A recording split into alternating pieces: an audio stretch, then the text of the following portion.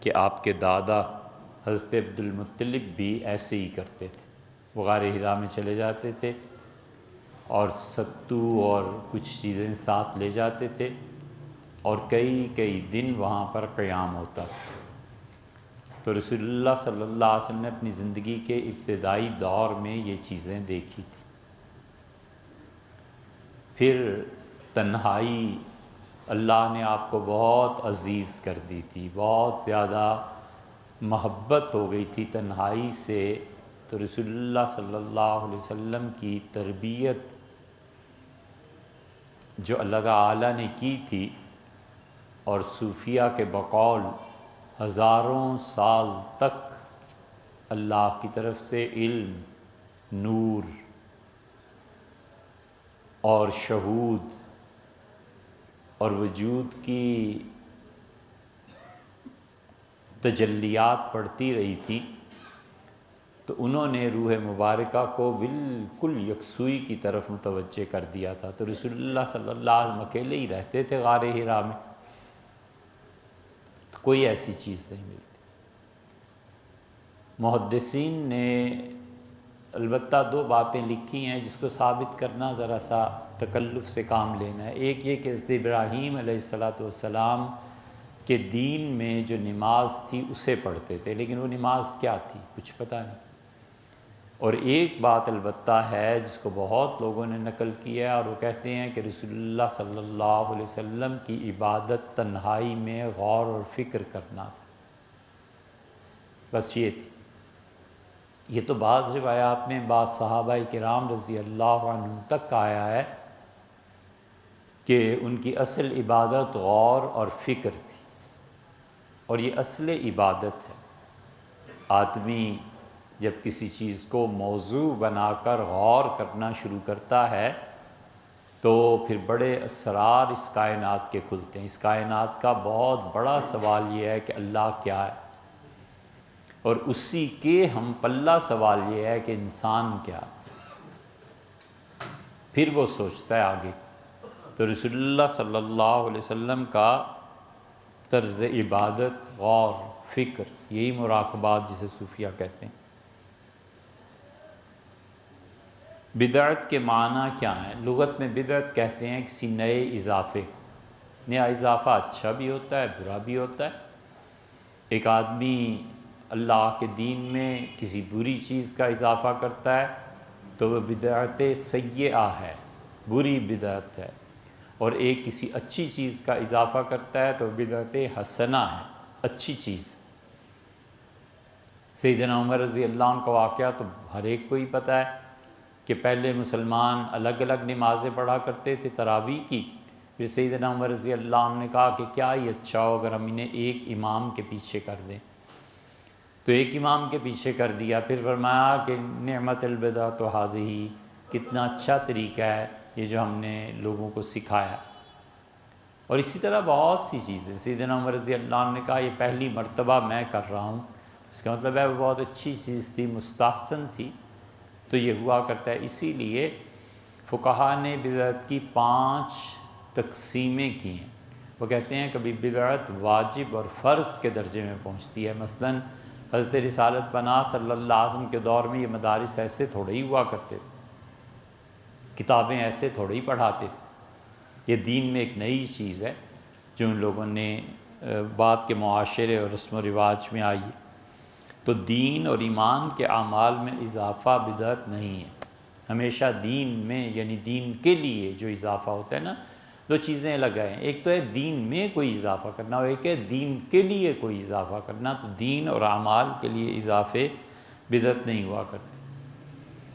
اب ایک آدمی کہتا ہے کہ میں گرم پانی سے وضو نہیں کروں گا کیونکہ رسول اللہ صلی اللہ علیہ وسلم نے نہیں کیا، تو صحیح کہتا ہے۔ نبی کریم صلی اللہ علیہ وسلم سے کہاں ثابت ہے؟ مدینہ منورہ میں اتنی شدید سردی پڑتی تھی کہ صحابہ کرام رضی اللہ عنہم کہتے ہیں کہ ہم تکبیر تحریمہ کے لیے، اللہ اکبر کے لیے ہاتھ چادروں سے باہر نہیں کر سکتے، اتنی شدید ٹھنڈک۔ پہلا آدمی جس سے یہ ثابت ہے کہ انہوں نے گرم پانی سے وضو کیا وہ سیدنا عمر رضی اللہ عنہ ہے۔ تو اب کہتا ہے کہ بعد کی چیزوں تو میں مانتا نہیں، تو اسے چاہیے وہاں بھی دلیل لے آئے۔ حضور اقدس صلی اللہ علیہ وسلم تو نہیں کیا، اور اب گرم پانی ہر مسجد میں الحمدللہ اس کا ہوتا ہے، اس کو مہیا کیا جاتا ہے۔ تو اس لیے ہر چیز کو بدعت نہیں کہا جاتا۔ معاشرتی اور تہذیبی رسم و رواج میں اضافہ بھی بدعت بالکل نہیں ہے ایسے، ان کو چھیڑنا بھی نہیں چاہیے، اتنی آسانی سے یہ چیزیں نہیں بدلتی۔ تہذیب کو جو لوگ چھیڑتے ہیں نا، انہیں پتہ نہیں ہوتا کہ صدی بعد کیا ہوگا۔ جب بھی تہذیب اور مذہب آپس میں ٹکراتے ہیں، تہذیب غلبہ پاتی ہے، مذہب ہار جاتا ہے، کوئی نہیں مذہب پہ چلتا۔ اس لیے جو تبدیلیاں آ رہی ہوتی ہیں دھیرے دھیرے معاشرے میں، ان کو برداشت کرنا چاہیے۔ اگر وہ خدا کے دین کے خلاف نہیں ہیں اور نصوص سے نہیں ٹکراتی تو تحمل سے کام لینا چاہیے۔ مثلاً بڑے پائنچے کس زمانے میں لوگ پہنتے تھے، اب لوگ تنگ پائنچے پہننے لگے، تو اس میں کون سی ایسی مصیبت آ گئی؟ کیونکہ بڑے حضرت یہ پہنتے تھے لہٰذا میں بھی ایسے ہی پہنوں گا۔ اس پہ تھوڑا لکھا گیا ہے کہ رسول اللہ صلی اللہ علیہ وسلم کے کرتے میں گریبان کا جو چاک تھا وہ درمیان میں تھا یا کندھے پہ؟ حضرت مجدد رحمۃ اللہ علیہ نے کندھے کو ترجیح دی ہے کہ رسول اللہ صلی اللہ علیہ وسلم کا جو تسمہ جو باندھتے تھے، جس دھاگے سے بٹن یا گھنڈی جو بھی لگی ہوتی تھی، وہ شانے پہ تھا۔ اس لیے کئی مجددی حضرات آپ کو نظر آئیں گے، وہ اس طرح پہنتے ہیں۔ وقت بدلا اور درمیان میں آ گیا، یا درمیان میں تھا اور کندھے پہ لوگوں نے پہن لیا، تو کیا ایسی بات ہے؟ تہذیب اپنے ارتقاء کے ساتھ ایسے ہی چلتی ہے، اور تہذیب کی وہ چیزیں جو اصل دین سے ٹکراتی ہیں اس پہ بات ہونی چاہیے، کرنی چاہیے۔ مگر تہذیب اور ثقافت میں جو آہستہ آہستہ تبدیلیاں آتی ہیں، ان سے نہیں ٹکرانا چاہیے۔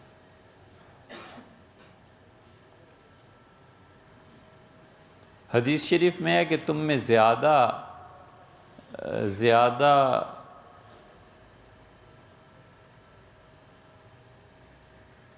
عزت والا، یہ اردو کیوں بگاڑتے ہو بھیا؟ اردو تو صحیح لکھو۔ عزت والا وہ ہے جو متقی ہے۔ دوسری طرف کہا جاتا ہے کہ حفظ مراتب۔ اچھا، یہ فا کے بعد یہ شوشہ کہاں سے آ گیا؟ حفظ مراتب کا خیال رکھا جائے۔ اس سلسلے میں رہنمائی ہاں سے لکھتے ہیں، یہ دو چشمی ہاں سے رہنمائی لکھ ڈالی، یہ کیا غضب کیا؟ دیکھو ایسے ہی جواب دے دیں بس۔ اچھا چلیے، دودھ کو کلنا، دودھ آخر پہ ہے کون سی آتی ہے، یہ بھی غور کر لینا چاہیے۔ اچھا، رہنمائی کیا اس میں آخر تضاد کیا ہے؟ کہ فرمایا جو وہ عزت والا ہے جو زیادہ متقی ہے، اور چھوٹے بڑے کا خیال رکھنا چاہیے، تو چھوٹے بڑے کا خیال یہ مطلب تھوڑا ہی ہو جاتا ہے اس میں کہ ایسی بات کی جائے جس کی اس کی توہین لازم آئے، اور توہین میں یہ متقی بن رہا ہے، یہ تقویٰ نہیں ہوا کرتا۔ تقویٰ جو ہے نا وہ خدا کے خوف کا نام ہے، تقویٰ احتیاط کا نام ہے، ایسے تقویٰ نہیں آ جاتا۔ ہر وہ شخص جو اپنی عزت کی بنیاد دوسروں کی ذلت پر رکھتا ہے نا، خدا اسے رسوا کر کے ہی چھوڑتا ہے۔ کبھی اپنی عزت کی بنیاد دوسروں کی ذلت پہ نہیں رکھنی چاہیے۔ اسی لیے اللہ تعالیٰ کہتا ہے کہ وَإِذَا تَوَلَّىٰ فِي الْأَرْضِ، زمین میں جب انہیں اقتدار دے دیتے ہیں تو اپنے اقتدار کے بل بوتے پہ يُهْلِكَ الْحَرْثَ وَالنَّسْلَ، وہ نسل انسانی کو برباد کرتا ہے، لوگوں کو نفسیاتی بیماریوں میں مبتلا کرتا ہے، لوگوں کو ایسے طریقوں اور کاموں کی طرف راغب کرتا ہے جس سے انسانی نسل آگے نہ بڑھے، حرث اور کھیتیوں کو تباہ کرتا ہے۔ کھیتیوں کو تباہ کرنا، درختوں کو کاٹنا، انسانوں کی دشمنی، یہ سب کبر کی علامتیں، کوئی تقویٰ نہیں ہے اس آدمی میں۔ سیدنا عمر رضی اللہ عنہ نے ایک آدمی کو دیکھا تھا، شانے جھکا کے چل رہا تھا، بہت سر جھکا کے، تو حضرت عمر رضی اللہ عنہ نے اس کی کمر پہ ہاتھ مارا اور فرمایا تقویٰ اس طرح بن جانے کا نام نہیں ہے، تقویٰ تو یہاں ہوتا ہے، یعنی دل میں۔ تو اللہ کا خوف تقویٰ ہے۔ اگر کسی کو زیادہ ہی ضرورت پیش آ گئی ہے تنبیہ کرنے کی، تو انسان کو تہذیب اور شرافت سے صحیح چیز بیان کر دینی چاہیے۔ اس سے کہاں سے لازم آتا ہے کہ کہ کوئی اور دوسرے کو بھی اس کا برا نہیں منانا چاہیے کہ ایک آدمی نے اچھی بات بتا دی، مجھے اس پہ عمل کرنا چاہیے۔ حضرت رسالت مآب صلی اللہ علیہ وسلم سے بڑا کون تھا؟ صحابہ کرام رضی اللہ عنہ پوری عزت ادب احترام کے باوجود عرض کر دیتے تھے کہ اللہ کے رسول اگر یوں نہیں یوں کر لیا جائے، اللہ کے رسول کیا یہ وہی ہے جس پہ عمل کیا جا رہا ہے؟ آپ فرماتے نہیں، وہ کہتے پھر اللہ کے رسول یوں کر لیں، آپ فرماتے اچھا یوں کر لیں۔ تو جو گفتگو کا مزاج، دلیل کی بنیاد پر ایک دوسرے سے بات کرنے کا مزاج ہے نا، وہ ہمارے معاشرے میں نہیں آیا۔ اس لیے یہ سارا حفظ مراتب بھی رہے، تقویٰ بھی رہے۔ آدمی اپنے بولنے کے، بات کرنے کے انداز کو سوچے نا۔ استخارہ کس لیے کیا جاتا ہے اور کرنے کا طریقہ 20 مرتبہ یہ مسئلہ گزر چکا بھیا۔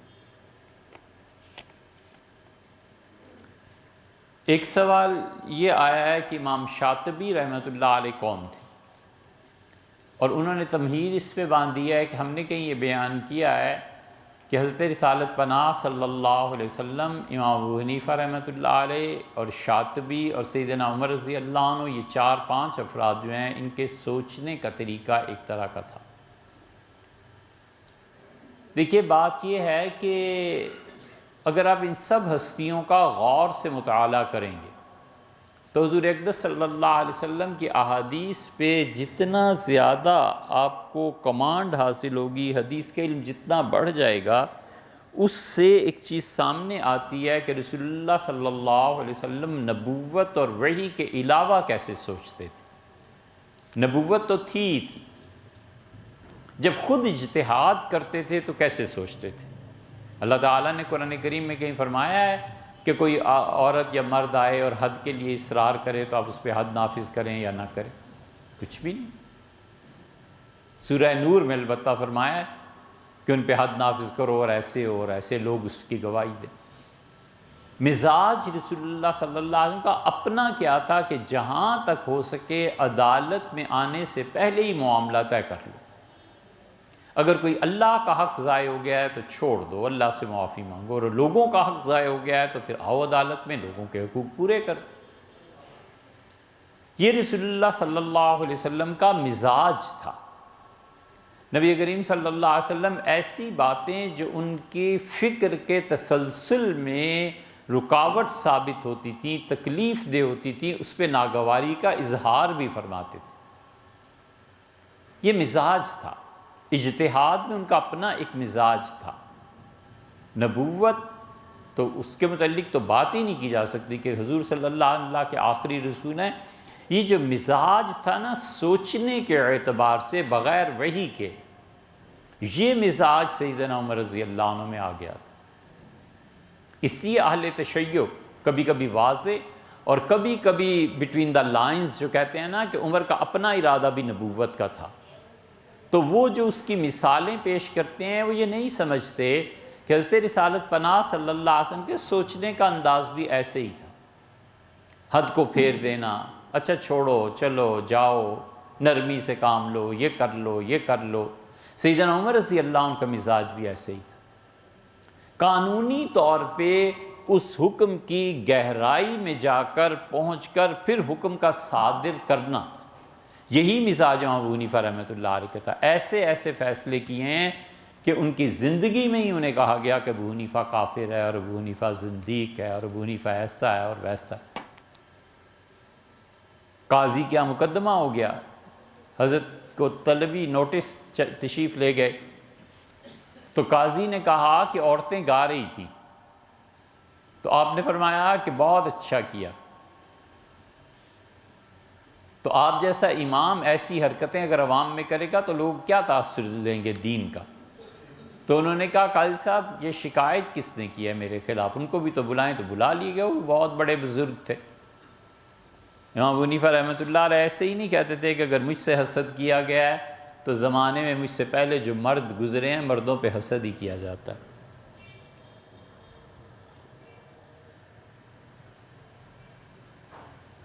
تو امام صاحب رحمۃ اللہ نے فرمایا کہاں، ان کا فلاں گلی میں فلاں دن جاتے ہوئے یہ فرمایا تھا۔ امام صاحب رحمۃ اللہ نے کہا آپ کو یاد ہے میں نے کس وقت یہ جملہ کہا تھا؟ اسے کون یاد رکھتا ہے، وہ گا رہی تھیں اور آپ نے امام صاحب رحمۃ اللہ علیہ فرمایا امر واقعہ یہ ہے کہ عورتوں نے جب گانا بند کیا تو میں نے کہا بہت اچھا کیا. میں نے تو اس موقع پہ کہا تھا، ان کے گانے کے دوران تھوڑا ہی کہا تھا. تو قاضی نے کہا حضرت آپ ہمیشہ سچ بولتے ہیں، تشریف لے جائیے. اب امام صاحب رحمۃ اللہ علیہ سے فقیہ کون تھا اتنی دقت نظر سے؟ فرماتے تھے میں پہلی مرتبہ جب مدینہ منورہ گیا تو پھر اگر آپ نے قصہ سنا ہوا ہے تو ٹھیک ہے، نہیں سنا تو مختصر سا دہرا دیتا ہوں. امام صاحب رحمۃ اللہ فرماتے ایک لڑکے کو پکڑ کے لے جا رہے تھے تو میں نے لوگوں سے پوچھا یہ کیا ہجوم ہے؟ اب لوگ جانتے نہیں تھے امام صاحب رحمۃ اللہ علیہ، تو انہوں نے کہا اس پہ شراب کی حد لگانی ہے اور امام قاضی کے پاس لے جا رہے تھے. امام ابو حنیفہ رحمۃ اللہ فرمایا شراب کی حد، اس نے شراب پیا؟ ان کا پی تو نہیں. تو انہوں نے کسی سے کہا کہ نشہ کرتے ہوئے ان کا نہیں. ان کا پھر دلیل کیا ہے؟ ان کا اس کے بعد سے بوتل نکلی. تو امام صاحب رحمۃ اللہ نے فرمایا کہ میں تو چلتا ہوں، تو جب قاضی صاحب کے پاس جاؤ تو سلام کہنا اور کہنا کہ کوئی آدمی تھا وہ کہہ رہا تھا کہ اس پہ صرف شرابی کی نہیں بدکاری کی بھی حد جاری کر دے. تو کسی نے پوچھا کہ حضرت یہ بدکاری کی حد بھی کیوں جاری کر دیں؟ فرمایا اگر شراب پہ بوتل برآمد ہونے پہ حد جاری کی جا سکتی ہے تو بدکاری کے لیے جن اعضاء کی ضرورت ہے وہ بھی ساتھی ہیں، یہ بھی کرائے آنا.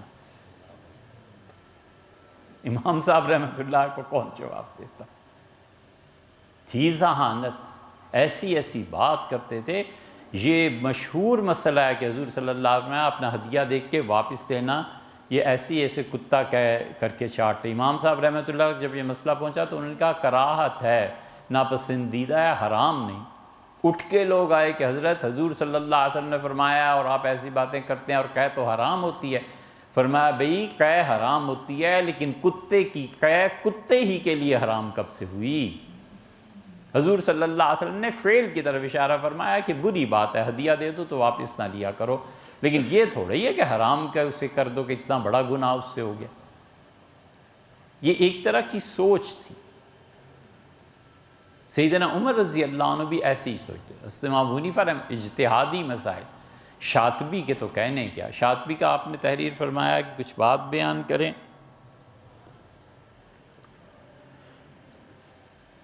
بھیا سب سے پہلی بات یہ ہے کہ شاطبی دو تھے. ایک شاطبی وہ ہیں جو امام ہیں قراءت کے، وہ بہت بڑے آدمی ہیں. یہ قراء سبع جو پڑھتے ہیں نا، سبع عشرہ، یہ شاطبی رحمۃ اللہ کی قراءت ہے. لیکن یہ آدمی ہیں 6 صدی کے. شاطبہ ایک گاؤں تھا اسپین میں، وہاں پر یہ ہوتے تھے. اور ایک شاطبی ہیں امام جن کے بارے میں ہم نے کہا ابراہیم بن اسحاق، کچھ ایسے ہی نام تھا، نہیں اسحاق ابن ابراہیم تھا. تو یہ شاطبی رحمۃ اللہ علیہ صاحب موافقات ہیں. ایک کتاب انہوں نے لکھی ہے موافقات، اور ایک کتاب انہوں نے لکھی ہے الاعتصام بالسنہ. غضب کی کتاب ہے، غضب کی کتاب ہے. ان کو آدمی پڑھتا ہے تو پتہ چلتا ہے کہ دماغ کیا ہوتا ہے. دماغ چند ایک ہی امت میں پیدا ہوئے، زیادہ نہیں پیدا ہوئے. جو دماغ تھے نا اس امت میں، ان میں شاطبی تھے. تو شاطبی رحمۃ اللہ علیہ جو تھے یہ آدمی ہیں 8ویں صدی کے. شاطبی رحمۃ اللہ علیہ کی پیدائش کہیں 720 ہجری سے پہلے ہوئی ہے، متعین نہیں ہو سکا کہ کب ہوئی، اور 790 ہجری میں ان کا انتقال ہوا. اس اعتبار سے ان کی عمر 70 سال بنتی ہے. لیکن شاطبی رحمۃ اللہ علیہ کو خدا نے کمال دیا تھا. یہ پہلے شاطبی جو امام تھے، قاری تھے اتنے بڑے، یہ نابینا تھے. یہ دوسرے شاطبی صحیح سالم الاعضاء تھے رحمہ اللہ. اور اس شاطبی نے الاعتصام بالسنہ ایک کتاب لکھی، اور ایک پھر انہوں نے کتاب لکھی ہے موافقات. دونوں اصول پر بحث کی ہیں، اور جہاں انہوں نے باب باندھا ہے اس بات کا کہ نیا زمانہ جب آتا ہے تو ایڈجسٹمنٹ شریعت کی اس کے ساتھ کیا ہوتی ہے، انسان اپنی عقل کو استعمال کر کے کس طرح ان نئے حالات کا مقابلہ کر سکتا ہے. امام ہے شاطبی. لوگوں نے کیا پڑھنا ہے شاطبی رحمۃ اللہ کو. تو شاطبی وہیں رہے. پھر انہوں نے تعلیم حاصل کی، بہت عمدہ تعلیم، بڑے بڑے اچھے اساتذہ سے انہوں نے پڑھا. اور شاطبی نے اپنے ذہن کو استعمال کرتے ہوئے یہ ان میں اور شاہ ولی اللہ میں اور ابن عاشور جو ہیں ان سب میں یہ مشترک چیز نظر آئے گی کہ ٹائم جو آ رہا ہے اس میں ایڈجسٹ کیسے کرنا ہے، دین کے تقاضے کیا ہیں اور ہمیں کیا کرنا ہے۔ شاطبی رحمۃ اللہ کا انتقال 790 ہجری کے قریب ہوا ہے، اور شاطبی پہ الزام بھی بڑے لگے، ہر زمانے میں ہی لگتے ہیں۔ شاطبی رحمۃ اللہ پہ الزام لگا کہ یہ شیعہ ہے۔ مسئلہ کیا تھا؟ وہ جمعے کی نماز کہیں پڑھاتے تھے، اور اسپین والے جو ہیں یہ خطبے میں صحابہ کرام رضی اللہ عنہ کا نام نہیں لیتے تھے۔ یہ جو ہمارے یہاں دوسرا خطبہ پڑھا جاتا ہے نا، ابوبکر، عمر، عثمان رضی اللہ عنہ وغیرہ کا نام لیا جاتا ہے، اسپین والے ایسے نہیں کرتے۔ اور بنیادی وجہ یہ تھی کہ اسپین والوں کو شیعت سے کبھی واسطہ ہی نہیں پڑا تھا۔ یہ تو ہمارے بر صغیر میں آیا ہے، بزرگوں نے کیا، اور وہ اس وجہ سے کیا ہے کہ وہ کہتے ہیں کہ جب 12 ائمہ کا نام وہ پڑھتے ہیں شیعہ اپنے خطبے میں، تو ہمیں اپنے خطبے میں ان 10 صحابہ کرام رضی اللہ عنہ کا نام لینا چاہیے۔ حضرت مجدد رحمۃ اللہ کے زمانے میں سامانہ ایک گاؤں ہے، وہاں کے خطیب صاحب نے یہ نام نہیں دیے تھے۔ حضرت مجدد رحمۃ اللہ علیہ نے بڑے غصے میں ایک خط لکھا ہے، فرمایا ہے کہ اس قاضی کو سامانہ سے ہٹا دیا جائے۔ صحابہ رضی اللہ عنہ کا نام عید کے خطبے میں نہیں پڑھا، اس کا مطلب ہے اس کے دل میں نفرت ہے ان کے متعلق۔ بہت سخت جملے حضرت نے لکھے۔ ہمیں تو یہ مشکل پیش آ گئی، اس لیے بر صغیر میں اسپین میں نہیں لیتے تھے، اسپین میں شیعت تھی نہیں کہ لوگوں کے لیے کس مقصد کو لیتے۔ صحابہ کرام رضی اللہ عنہ کا نام کیا رسول اللہ صلی اللہ علیہ وسلم کے زمانے میں بھی لیتے تھے؟ نہیں ایسے ہوتا تھا۔ تو اس لیے وہ شاطبی رحمۃ اللہ نام نہیں لیتے تھے، تو لوگوں نے الزام لگا دیا کہ یہ شیعہ ہو گئے۔ پھر شاطبی پہ اور بہت سے الزامات ایسے ہی لگے۔ وہ یہ جو ہم 5 نمازوں کے بعد دعا مانگتے ہیں نا ہاتھ اٹھا کے، شاطبی کہتے تھے یہ بدعت ہے، حضور صلی اللہ علیہ وسلم ایسے نہیں کیا کرتے تھے۔ ہمارے ہاں بھی یہی ہے، ہم کہتے ہیں حضور صلی اللہ علیہ وسلم اپنا انفرادی عمل دعا مانگنے کا تھا، خود دعا مانگتے تھے، صحابہ کرام رضی اللہ عنہ کی موافقت میں دعا مانگ لیتے تھے، نہیں مانگتے تھے۔ لیکن یہ اجتماعی دعا اس طرح کرنا اور آمین آمین کہتے رہنا، یہ کوئی سنت سے ثابت نہیں ہے، یہ بدعت ہے۔ اسی لیے تو کوئی دعا کے بغیر اٹھ جائے تو لوگ پھر گھورتے ہیں، کیا کیا کرتے ہیں۔ بھئی اس کا بھی حق ہے یار، آپ کا بھی حق ہے، اس کے پاس بھی دلائل ہیں، آپ کے پاس لڑنا کس بات پہ؟ شاطبی کی بڑی مخالفت اس بات پہ۔ اسی طرح اور چیزیں بھی تھیں، تو شاطبی رحمۃ اللہ علیہ بہت بڑے، ان کی فکر اور ان کی سوچ آپ کو ملے گی الاعتصام بالسنہ میں، اور ان کی فکر آپ کو ملے گی موافقات میں۔ وہ فکر اور سوچ جو ہے نا، وہ ہے جو ائمہ کے ہاں پائی جاتی ہے۔ یہ لوگ بہت گہرے سوچنے والے،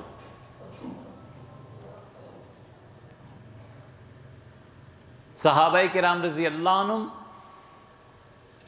دین کی تہ میں پہنچ کے کبھی مسئلہ لے آتے تھے۔ مثلا عبداللہ ابن عباس رضی اللہ عنہ تھے، تو عبداللہ ابن عباس رضی اللہ عنہ اپنے زمانے میں امام اس درجے کے آدمی تھے کہ امامت ختم تھی ان پہ۔ ہفتے کے 7 دن ہوتے تھے، اور ایک ایک دن وہ ایک ایک علم پڑھاتے تھے، اور ان کے گھر کی چھت ایک مرتبہ گر گئی، پورا گھر بھر گیا، چارپائیاں بھر گئیں، چھت گر گئی لوگوں کے ہجوم کی وجہ سے، اتنے لوگ ان کے شاگرد تھے۔ اور عبداللہ ابن عباس رضی اللہ عنہ ایک دن عربوں کی تاریخ پڑھاتے تھے، پھر ایک دن شاعری پڑھاتے تھے، پھر ایک دن کتاب، ایک دن سنت، ایک دن فقہ، ایک دن قرات۔ وہ 7 دن ان کے جو تھے وہ ایسے ہی گزرتے تھے۔ عبداللہ ابن عباس رضی اللہ عنہ جب گرم پانی سے وضو کا مسئلہ آیا تو حضرت ابو ہریرہ رضی اللہ عنہ نے یہ کہا، انہوں نے کہا کہ نہ مسئلہ آیا یہ اونٹ کا گوشت کھانے سے وضو ٹوٹ جاتا ہے، یہ انہوں نے بیان کیا۔ یہودی اونٹ کا گوشت کھاتے نہیں تھے، اس لیے کہ وہ سمجھتے تھے یہ حرام ہے۔ انہوں نے حضور اقدس صلی اللہ علیہ وسلم کی نبوت پہ جو اعتراضات کیے تھے، اس میں سے ایک اعتراض یہ بھی کیا تھا کہ ایک ایسا نبی ہے جو اونٹ کا گوشت کھاتا ہے۔ اونٹ کا گوشت تو اللہ نے آل ابراہیم پر حرام کیا تھا۔ سیدھا سادہ جواب یہ تھا کہ اللہ نے اونٹ کا گوشت اگر حرام بھی کیا ہوگا تو آل اسحاق پہ حرام کیا ہوگا، آل اسماعیل پہ حرام نہیں کیا، کوئی دلیل نہیں۔ اسحاق علیہ السلام کے بعد یعقوب علیہ السلام، تو یعقوب علیہ السلام کی پوری نسل آگے کو بنی اسرائیل کہلائی۔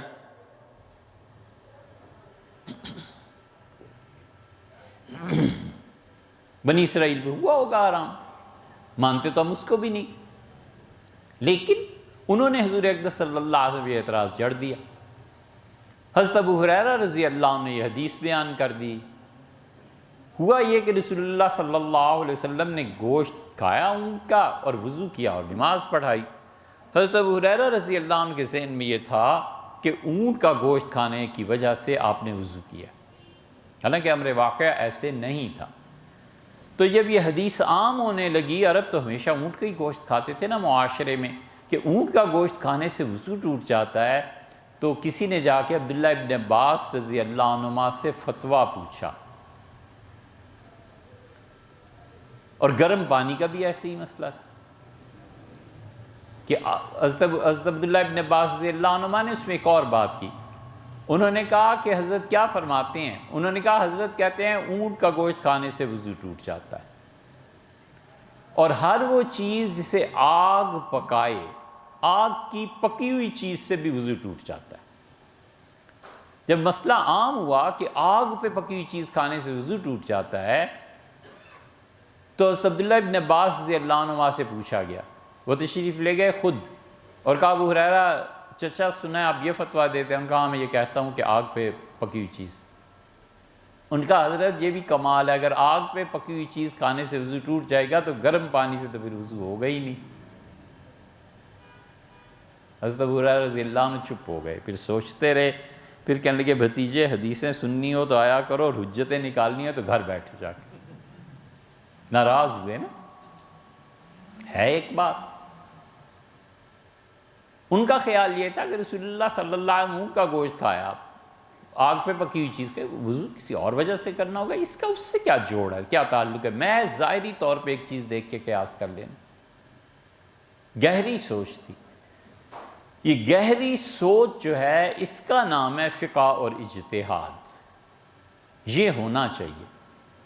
اسی لیے مفتی جن میں اجتہاد کا ایک ملکہ ہوتا ہے، قدرتی طور پہ، پیدائشی طور پہ، گہری سوچ سمجھ اس کی عادت ہوتی ہے، تو ہر معاملے پہ اس کی گہرائی میں جا کر غور کر کے پھر فتویٰ دیتے ہیں۔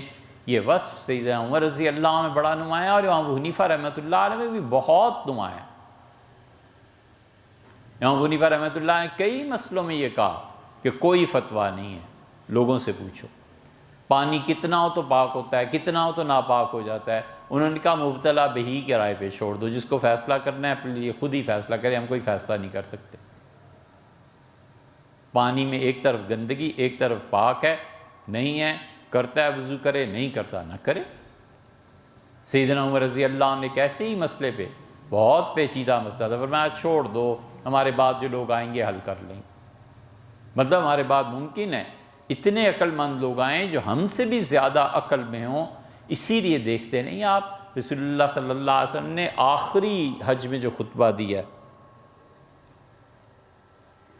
آپ نے فرمایا نظر اللہ رجلا سمع منی، خدا اس شخص کو خوش و خرم رکھے، اس کا چہرہ پھول کی طرح کھلا رہے، جس نے مجھ سے آج بات سنی ہے۔ سمع مقالتی، جو کچھ آج میں نے خطبہ دیا ہے جس نے سنا ہے، اللہ انہیں خوش رکھے۔ اور آپ نے فرمایا دیکھو جو آج میں نے کہا ہے نا، اسے اپنی بعد والی نسل تک پہنچا دینا۔ اور کئی مرتبہ ایسے ہوتا ہے کہ جو سن رہا ہے آج وہ اتنا نہیں سمجھدار ہوگا جتنی آئندہ آنے والی نسل سمجھدار ہوگی، یہ فرمایا تھا۔ تو اس لیے مجتہد جب اجتہاد کرتا ہے، شاطبی کا بھی یہی ہے، وہ عجیب و غریب طریقے سے سوچتے ہیں، وہی احادیث، وہی چیزیں جو ہم عمر بھر کتاب و سنت میں پڑھتے رہتے ہیں، وہ آدمی جب اس پہ نگاہ ڈالتا ہے تو ایک نیا نتیجہ اس سے نکال کے لاتا ہے۔ امام ابو یوسف رحمۃ اللہ علیہ اور یہ کون تھے،